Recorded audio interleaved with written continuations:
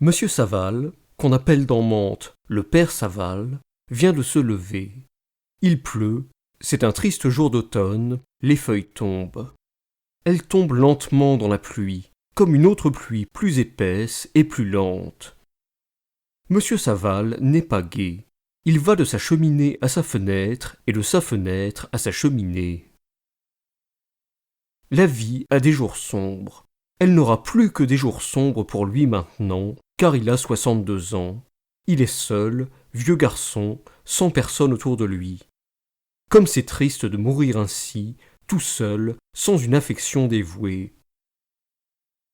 Il songe à son existence, si nue, si vide.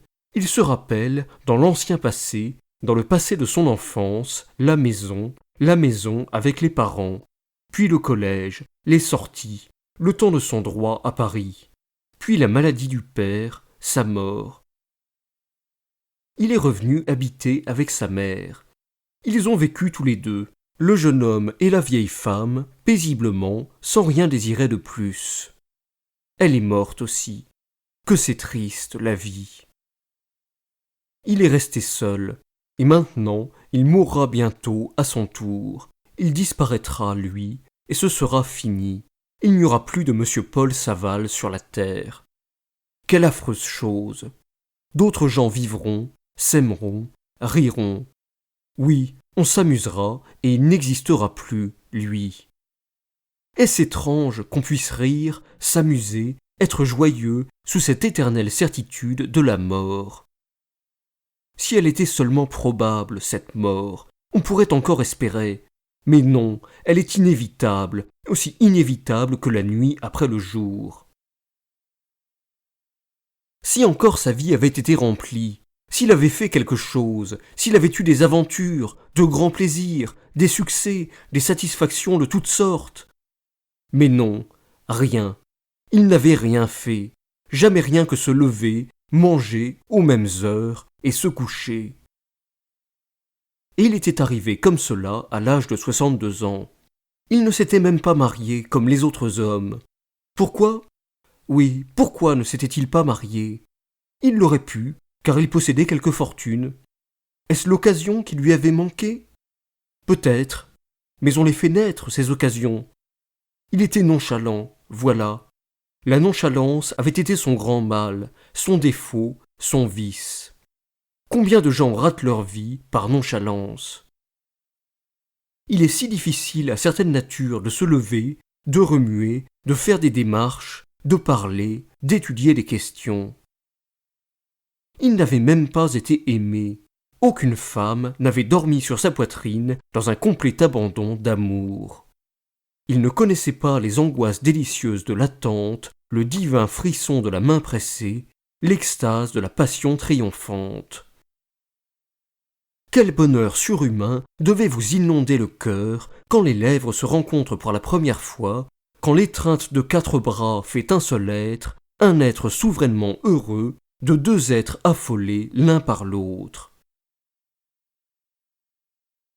Monsieur Saval s'était assis, les pieds au feu, en robe de chambre. Certes, sa vie était ratée, tout à fait ratée. Pourtant, il avait aimé, lui. Il avait aimé secrètement, douloureusement et nonchalamment, comme il faisait tout. Oui, il avait aimé sa vieille amie, Madame Sandre, la femme de son vieux camarade, Sandre. Ah, s'il l'avait connue jeune fille! Mais il l'avait rencontrée trop tard. Elle était déjà mariée. Certes, il l'aurait demandé, celle-là. Comme il l'avait aimée, pourtant, sans répit, depuis le premier jour.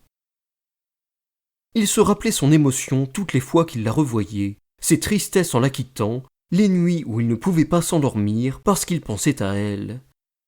Le matin, il se réveillait, toujours un peu moins amoureux que le soir. Pourquoi? Comme elle était jolie autrefois, et mignonne, blonde, frisée, rieuse. Sandre n'était pas l'homme qu'il lui aurait fallu. Maintenant, elle avait 58 ans.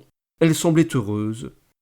Ah, si elle l'avait aimé, celle-là, jadis, si elle l'avait aimé. Et pourquoi ne l'aurait-elle pas aimé, lui, Saval, puisqu'il l'aimait bien, elle, Madame Sandre. Si seulement elle avait deviné quelque chose.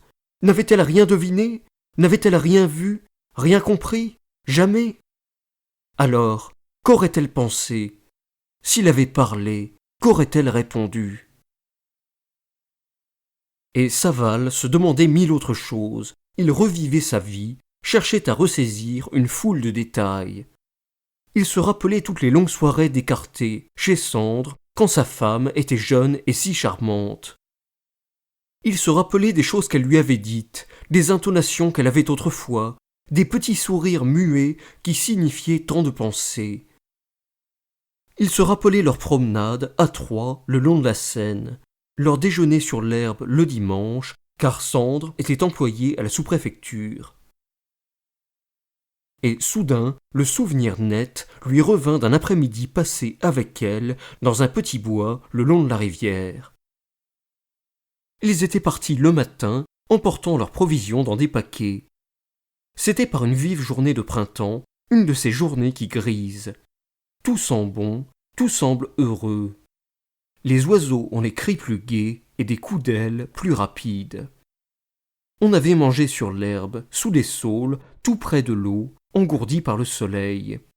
L'air était tiède, plein d'odeurs de sève, on le buvait avec délice. Qu'il faisait bon ce jour-là. Après le déjeuner, Sandre s'était endormi sur le dos. Le meilleur somme de sa vie, disait-il en se réveillant. Madame Sandre avait pris le bras de Saval, et ils étaient partis tous les deux le long de la rive. Elle s'appuyait sur lui, elle riait, elle disait « Je suis grise, mon ami, tout à fait grise. » Il la regardait, frémissant jusqu'au cœur, se sentant pâlir, redoutant que ses yeux ne fussent trop hardis, qu'un tremblement de sa main ne révélât son secret. Elle s'était fait une couronne avec de grandes herbes et des lys d'eau, et lui avait demandé « M'aimez-vous comme ça ?» Comme il ne répondait rien, car il n'avait rien trouvé à répondre, il serait plutôt tombé à genoux, elle s'était mise à rire, d'un rire mécontent, en lui jetant par la figure « Gros bêta, va, on parle, au moins !» Il avait failli pleurer, sans trouver encore un seul mot. Tout cela lui revenait maintenant, précis comme au premier jour. Pourquoi lui avait-elle dit cela? Gros bêta, va, on parle, au moins. Et il se rappela comme elle s'appuyait tendrement sur lui. En passant sous un arbre penché, il avait senti son oreille à elle contre sa joue à lui, et il s'était reculé brusquement dans la crainte qu'elle ne crût volontaire ce contact. Quand il avait dit « Ne serait-il pas temps de revenir ?» elle lui avait jeté un regard singulier. Certes, elle l'avait regardé d'une curieuse façon. Il n'y avait pas songé alors, et voilà qu'il s'en souvenait maintenant. « Comme vous voudrez, mon ami, si vous êtes fatigué, retournons. » Et il avait répondu « Ce n'est pas que je sois fatigué, mais Sandre est peut-être réveillée maintenant. » Et elle avait dit, en haussant les épaules « Si vous craignez que mon mari soit réveillé, c'est autre chose. Retournons. » En revenant, elle demeura silencieuse et elle ne s'appuyait plus sur son bras. Pourquoi? Ce pourquoi-là, il ne se l'était point encore posé. Maintenant, il lui semblait apercevoir quelque chose qu'il n'avait jamais compris. Est-ce que...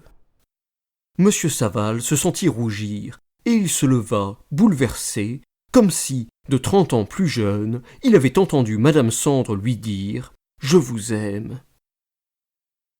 Était-ce possible? Ce soupçon qui venait de lui entrer dans l'âme le torturait. Était-ce possible qu'il n'eût pas vu, pas deviné? Oh, si cela était vrai, s'il avait passé contre ce bonheur sans le saisir. Il se dit « Je veux savoir, je ne peux rester dans ce doute, je veux savoir. » Et il s'habilla vite, se vêtant à la hâte. Il pensait « J'ai 62 ans, elle en a 58, je peux bien lui demander cela. » Et il sortit. La maison de Sandre se trouvait de l'autre côté de la rue, presque en face de la sienne. Il s'y rendit. La petite servante vint ouvrir au coup de marteau. Elle fut étonnée de le voir si tôt. « Vous déjà, monsieur Saval ? Est-il arrivé quelque accident ?» Saval répondit. « Non, ma fille, mais va dire à ta maîtresse que je voudrais lui parler tout de suite. C'est que madame fait sa provision de confiture de poire pour l'hiver, et elle est dans son fourneau, et pas habillée, vous comprenez ? Oui, mais dis-lui que c'est pour une chose très importante. » La petite bonne s'en alla, et Saval se mit à marcher dans le salon, à grands pas nerveux. Il ne se sentait pas embarrassé, cependant. Oh, il allait lui demander cela, comme il lui aurait demandé une recette de cuisine. C'est qu'il avait 62 ans. La porte s'ouvrit. Elle parut. C'était maintenant une grosse femme, large et ronde, aux joues pleines, au rire sonore. Elle marchait, les mains loin du corps, et les manches relevées sur ses bras nus, poissés de jus sucré. Elle demanda, inquiète. « Qu'est-ce que vous avez, mon ami ? Vous n'êtes pas malade ?» Il reprit. « Non, ma chère amie, mais je veux vous demander une chose qui a pour moi beaucoup d'importance et qui me torture le cœur. Me promettez-vous de me répondre franchement ?» Elle sourit. « Je suis toujours franche. Dites. » « Voilà, je vous ai aimé du jour où je vous ai vu. Vous en étiez-vous douté ?» Elle répondit en riant, avec quelque chose de l'intonation d'autrefois. « Gros bêta, va, je l'ai bien vu du premier jour. » Saval se mit à trembler. Il balbutia. « Vous le saviez ? Alors ?» Et il se tut. Elle demanda. « Alors ? Quoi ?» Il reprit. « Alors, que pensiez-vous ? Qu'auriez-vous répondu ?» Elle rit plus fort. Des gouttes de sirop lui coulaient au bout des doigts et tombaient sur le parquet. « Moi ? Mais vous ne m'avez rien demandé. Ce n'était pas à moi de vous faire une déclaration. » Alors il fit un pas vers elle. « Dites-moi, vous rappelez-vous ce jour où Sandre s'est endormie sur l'herbe après déjeuner, où nous avons été ensemble jusqu'au tournant, là-bas ?» Il attendit. Elle avait cessé de rire et le regardait dans les yeux. « Mais certainement je me le rappelle. » Il reprit en frissonnant. « Eh bien, ce jour-là, si j'avais été entreprenant, qu'est-ce que vous auriez fait ?» Elle se mit à sourire, en femme heureuse qui ne regrette rien, et elle répondit franchement, d'une voix claire où pointait une ironie. « J'aurais cédé, mon ami. » Puis elle tourna ses talons et s'enfuit vers ses confitures. Saval ressortit dans la rue, atterré comme après un désastre. Il filait à grands pas sous la pluie, droit devant lui, descendant vers la rivière, sans songer où il allait. Quand il arriva sur la berge, il tourna à droite et la suivit. Il marcha longtemps, comme poussé par un instinct. Ses vêtements ruisselaient d'eau, son chapeau déformé, mou comme une loque, dégoûtait à la façon d'un toit. Il allait toujours devant lui, et il se trouva sur la place où ils avaient déjeuné au jour lointain dont le souvenir lui torturait le cœur. Alors il s'assit sous les arbres dénudés, et il pleura.